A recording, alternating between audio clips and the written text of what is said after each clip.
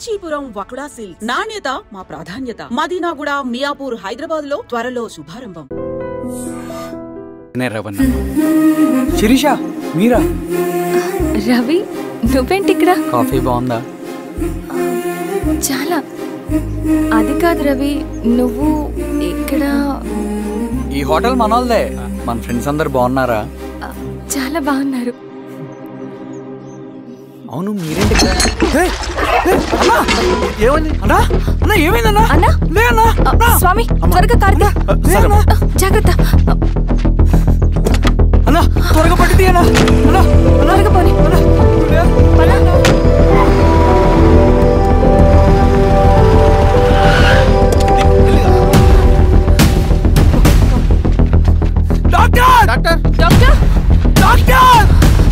ఏమైంది డాక్టర్? త్వరగా చూడండి డాక్టర్. లోపల తీసుకురండి.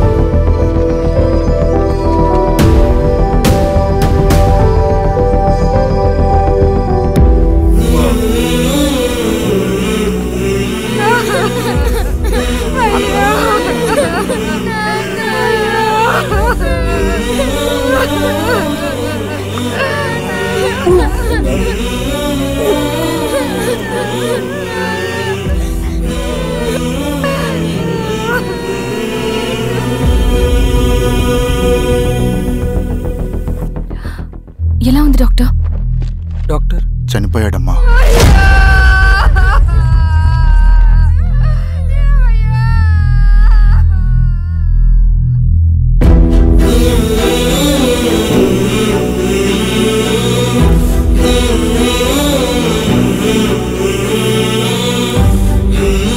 ఆ పేపర్స్ ఏంటి రవి?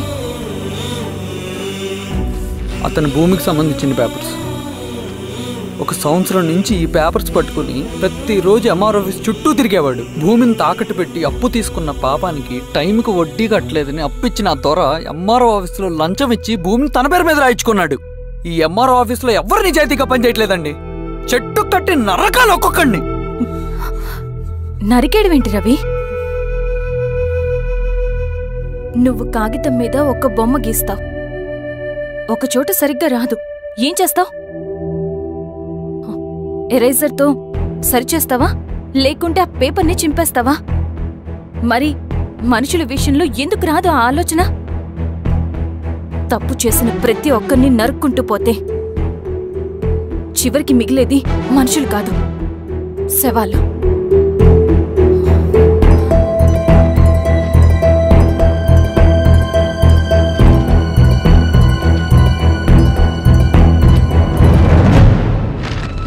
పదరవి రా.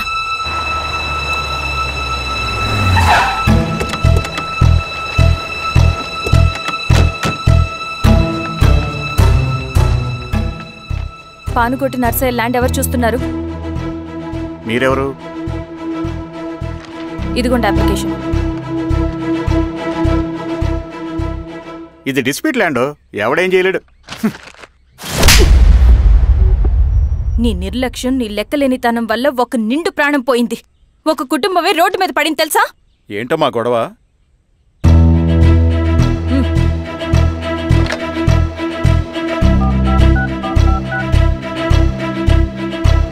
Hello sir.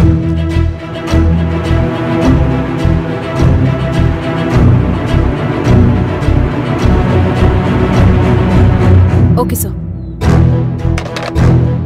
You are dismissed. Pion! నేను ఒక పేపర్ ఇస్తాను, అది కలెక్టర్ గారికి ఫ్యాక్స్ చేయి. అలాగే మేడం. ఎవరమ్మా మీరు? ఈ ఊరికి కొత్తగా వచ్చిన ఎంఆర్ఓ.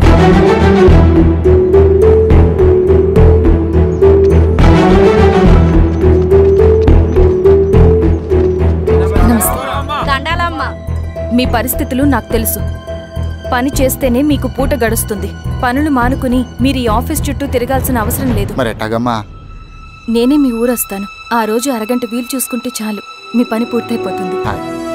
దండాలమ్మా.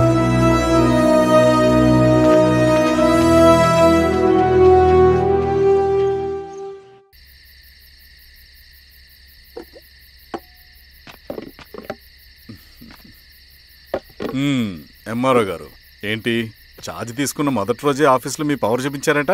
అన్నయ్య, నువ్వు సస్పెండ్ చేసిన వ్యక్తి నా దగ్గరికి వచ్చాడమ్మా. పాపం కన్నీళ్లు పెట్టుకున్నాడు. అతడి వల్ల నష్టపోయిన ఒక వ్యక్తి నా కళ్ళ ముందు చనిపోయాడన్నయ్య. కన్నీళ్లు ఎన్నిసార్లు తుడుచుకున్నా పోతాయి, కానీ వీళ్ల నిర్లక్ష్యంతో పేదవాళ్ల ప్రాణాలే పోతున్నాయి. అన్నయ్య, మనూరి సమస్య పేదరికం కాదు, నక్సలిజం. నాలాంటి ప్రభుత్వ ఉద్యోగులు వాళ్ల డ్యూటీలు సక్రమంగా చేయకపోవడం వల్ల విసిగిపోయిన జనం అడవిలో వాళ్ల హెల్ప్ తీసుకుంటున్నారు. ఒక వ్యవస్థ ఇక్కడ సరిగ్గా పనిచేయనందుకే మరో వ్యవస్థ అక్కడ పుట్టింది. అందుకే నా పన్నం చేయనివ్వండి. స్నానం చేసిరండి, భోజనం చేద్దాం.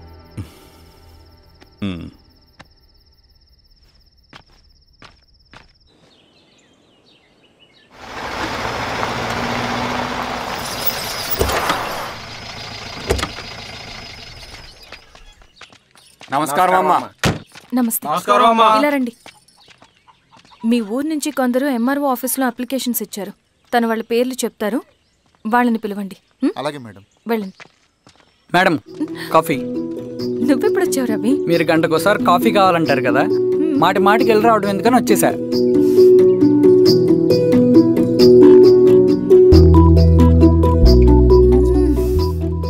రవి, ఈ కాఫీ కోసమైనా నేను పెళ్లి చేసుకోవచ్చు. అదేంటి అలా అనేసారు?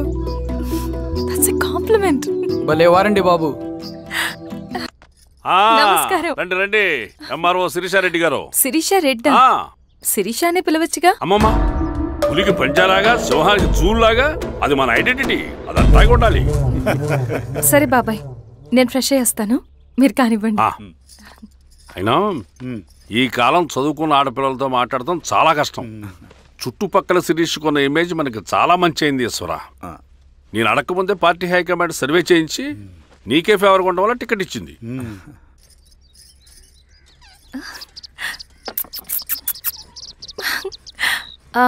అనేవాళ్ళు ఎక్కడ? బయటికి వెళ్ళారమ్మా. ఓ, బయటికి వెళ్ళారా? రవిని పిలు. అలాగే. మేడం. రవి రా రా, కూర్చో. పర్లేదు మేడం. మేడం ఏంటి, శిరీషానే పిలవచ్చుగా. అది కాదండి, ఎవరైనా చూస్తే. కూర్చోవయ్యా. ఇది ఆఫీస్ కాదు రవి, మా ఇల్లు. వడ్డించు. సరే అమ్మా. రవి, అడవిలో నక్సల్స్ ఎక్కడుంటారో తెలుసా నీకు? ఏంటి శిరీష? అడవిలో నక్సల్స్ ఎక్కడుంటారో తెలుసా నీకు? ఎందుకు శిరీష గారు? తెలుసా తెలీదా? నాకెలా తెలుస్తుందండి? చూచాయిగా ఆయన తెలీదా? సరే, ఎక్కడుంటారో నాకు ఐడియా ఉంది. సాయంత్రం ఇద్దరం కలిసి వెళ్దాం. అది కాదండి. నువ్వు వస్తున్నావు అంతే, తిను. ఇది ఎక్కడ కూడా రా బాబు. సడన్ గా నక్సల్స్ అంటుంది, అడుగుంటుంది. కొంప తీసి నా మీద అనుమానం వచ్చిందే ఏంటి? రవి, ఇక్కడే ఆపొకసారి. ఎందుకు ఇప్పుడు ఈ టైంలో అడ్వెంచర్లు? ఇప్పుడు జరగరాంది ఏమైనా జరిగితే రేపు మీ అన్నయ్యకి తెలిస్తే బాగోదు. రవి, చుట్టూ చూడు, పైన వెన్నెల, పక్కనే అడవి. అబ్బో, ఎంత బ్యూటిఫుల్ గా ఉందో. అవునా? అవునా ఏంటి? అసలు ఎప్పుడు చూసినా ఎందుకలా డల్ గా ఉంటున్నావు? కాలేజీలో ఇలా ఉండేవాడివి కాదు కదా, ఏమైంది? అది ఒక్క నిమిషం. హలో మేడం, పేషెంట్ కి అర్జెంట్ గా ఏ పాజిటివ్ బ్లడ్ కావాలి మేడం. రవి, అర్జెంటుగా హాస్పిటల్కి పోనీ. ఏమైంది? పోనీ. రండి మేడం, ప్లీజ్ రండి. పోలీసులకి నక్సల్స్ కి కాల్పులు జరిగాయి. ఆ కాల్పుల్లో గూడెం కుర్రాడు ప్రాణాపాయ స్థితిలో ఉన్నాడు. తన బ్లడ్ మీ బ్లడ్ సేమ్. ఆ బ్లడ్ గ్రూప్ మా హాస్పిటల్లో లేదు, అందుకే మీకు కాల్ చేశాను. ఓ అవునా? అవును మేడం. పదండి డాక్టర్. Thank you madam.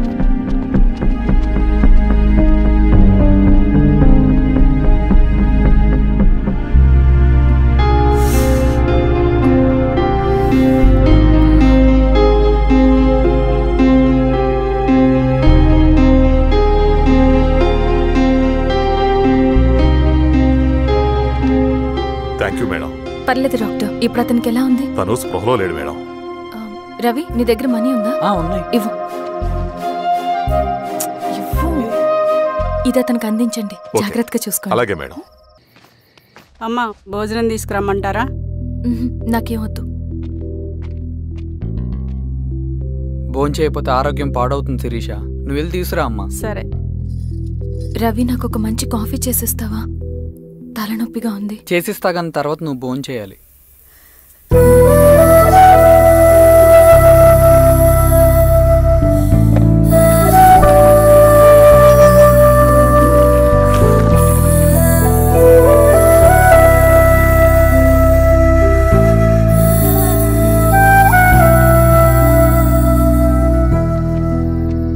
మీరేంటిలా?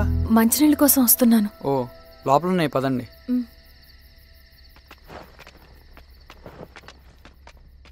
ఇదిగోండి మంచినీళ్ళు.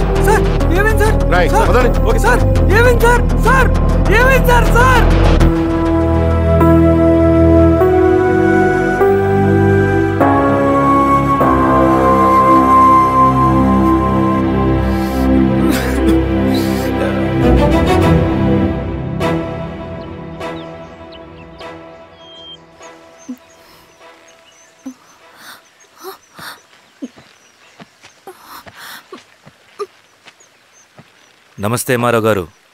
మా అడవిలో మర్యాదలు ఇలాగే ఉంటాయి. షాక్ అవ్వాల్సిన అవసరం లేదు. జెడ్పీటీసీ ఎలక్షన్ జరగటం మాకు ఇష్టం లేదు. అవి ఆగాలంటే రెండే దారులు ఉన్నాయి. ఒకటి మీరు విత్డ్రా చేసుకోవాలి, లేదా మీరు చనిపోవాలి.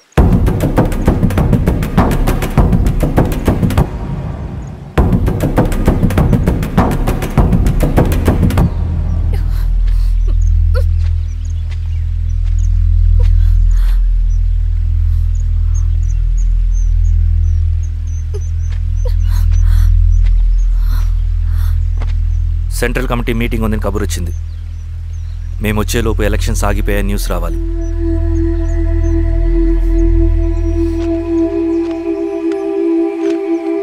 ఇదిగో రవి. లాల్ సలాం కామ్రేడ్.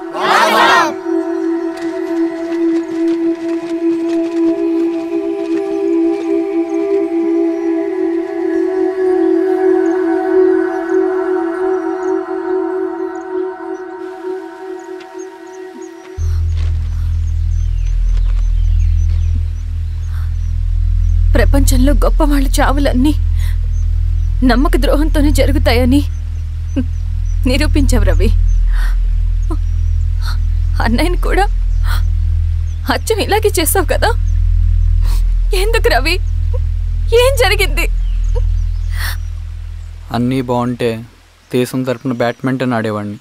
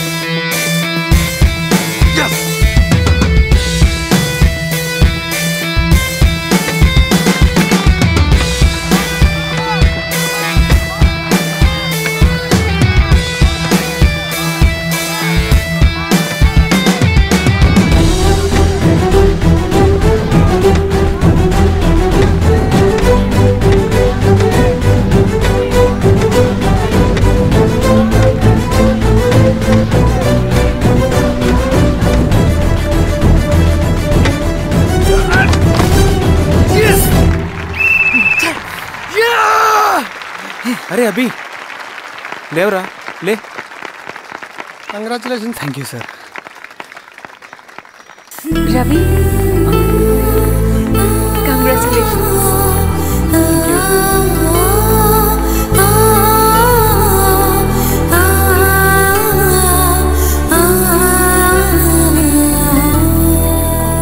సార్, గంగినేని వెంకటేశ్వరరావు గారి ఎర్రజెండ పుస్తకం ఎక్కడుంది? రవి దగ్గర ఉందమ్మా.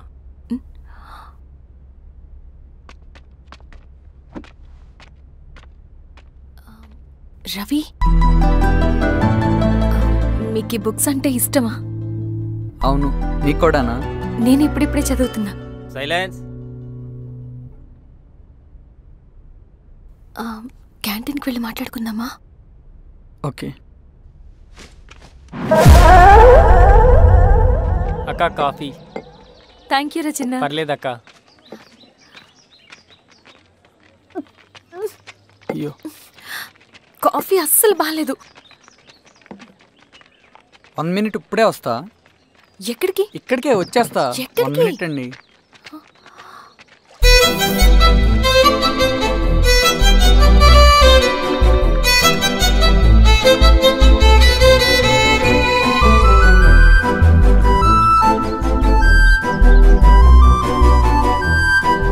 ఒకసారి ఈ కాఫీ టేస్ట్ చేయండి.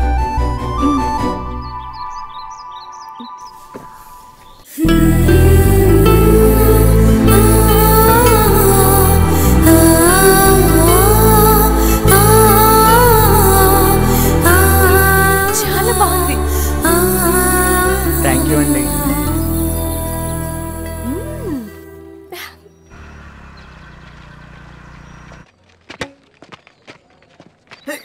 వావ్ సార్, ఇట్రా రవి.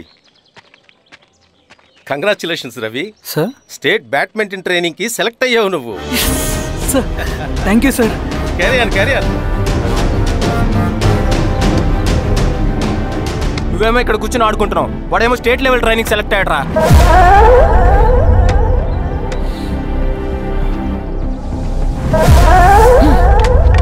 అరే, మొత్తానికి నువ్వు అనుకున్నది సాధించావురా. రే, ఎప్పుడు మనం ఎంచుకున్న మార్గమే మన జీవితాన్ని మారుస్తుందిరా. Hi Ravi. All the best Ravi. నీకోసమే, తీసుకో. Thank you. Bye.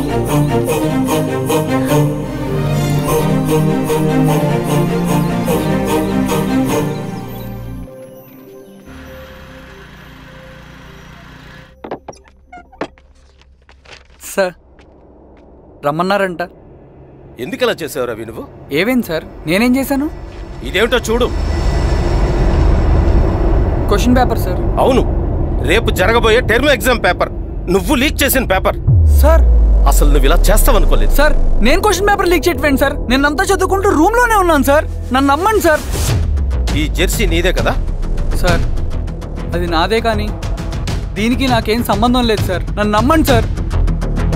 Mallayya sir, నిన్న రాత్రి ఏం జరిగింది?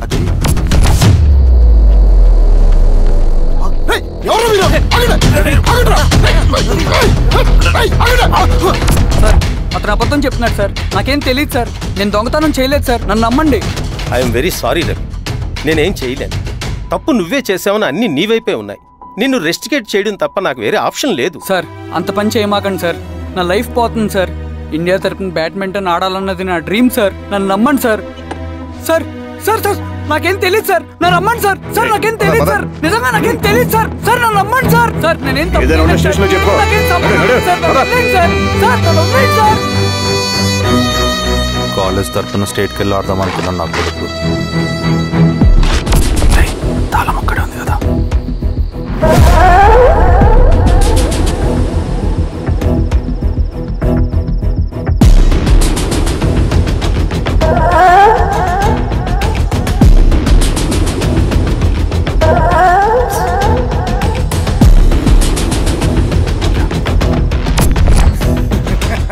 రేపు జైల్లో ఆడుకుంటారా బ్యాడ్మింటన్? సార్, నన్ను ఎందుకు తీసుకొచ్చారు సార్? నాకేం తెలియదు సార్. పేపర్ లీక్ చేసింది. నేను చేయలేదు సార్. నిజంగా నేను చేయలేదు సార్. సార్, సార్, నిజం సార్. సార్,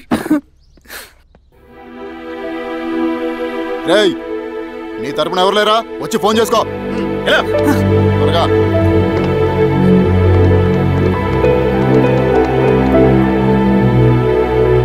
సార్ నేను రవీన్ సార్.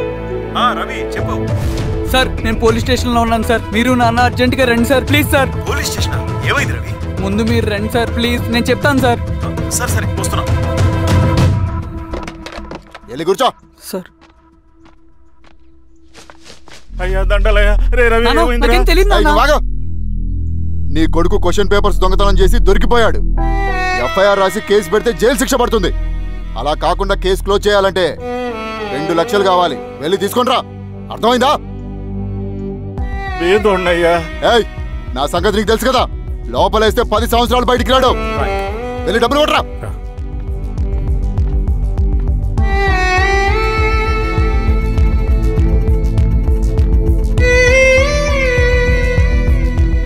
దండాలయ్యా. ఇదిగోనయ్యా 2 లక్షలు.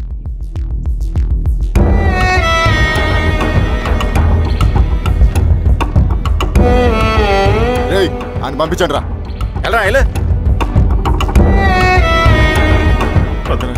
నిజంగా దీనికి నాకేం సంబంధం లేదు నాన్న.